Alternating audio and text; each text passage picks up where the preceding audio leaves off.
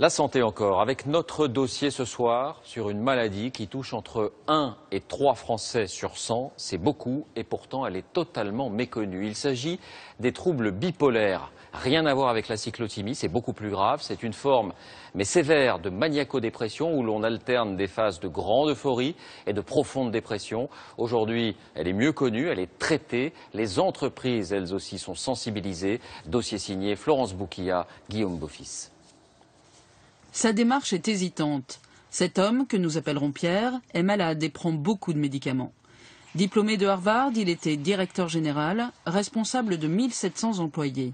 En 2010, son comportement change, il ne va plus travailler, sa famille s'inquiète. Je restais au lit, je faisais rien, je bougeais pas, rien ne m'intéressait. Enfin bref, tous les symptômes de la dépression en fait. Hospitalisé quelques jours seulement, Pierre semble retrouver très vite la forme, un peu trop vite, il se conduit de façon étrange. Je me suis fait faire une 50aine de costumes, je me souviens. Une voiture de sport, une Aston Martin.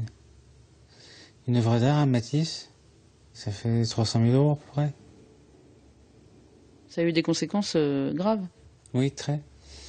Très, puisqu'en fait, on va être obligé de vendre notre maison. Et je vais divorcer.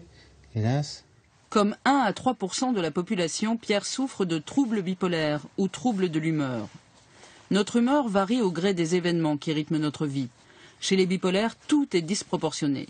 Ils passent par des épisodes dits maniaques, des moments de surexcitation et d'euphorie, puis ils plongent brutalement dans une grave dépression. Ces troubles apparaissent en général chez les jeunes adultes de 20 à 30 ans. Pour les malades, il est difficile d'accepter le diagnostic de cette maladie chronique.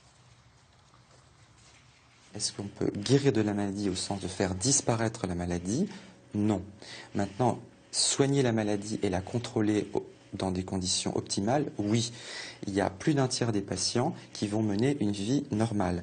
C'est-à-dire que grâce à leur traitement, grâce à leur thérapie, grâce à leur prise en charge, c'est des personnes qui vont travailler, avoir une vie conjugale, des enfants, évoluer tout à fait normalement.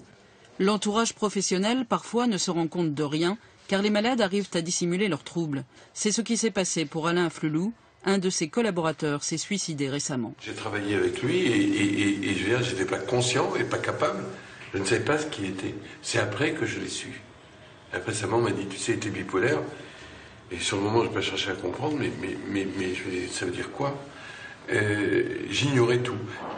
Alison Simons a longtemps nié sa maladie. 15 ans après avoir été diagnostiquée, elle l'accepte enfin. Grâce aux médicaments, elle va beaucoup mieux. Elle arrive même à rire d'un de ses épisodes maniaques. J'étais réveillée pendant 3 jours, je faisais des grandes œuvres d'art, je découpais des cartes postales, je les collais à des tableaux, je faisais du vernis, je faisais des cadrages des tableaux, je faisais des tas de choses pendant 3 jours. J'ai dépensé 10 000 $ dans 3 jours. Elle était attachée de presse. Aujourd'hui, elle sait que sa réinsertion passe par le travail.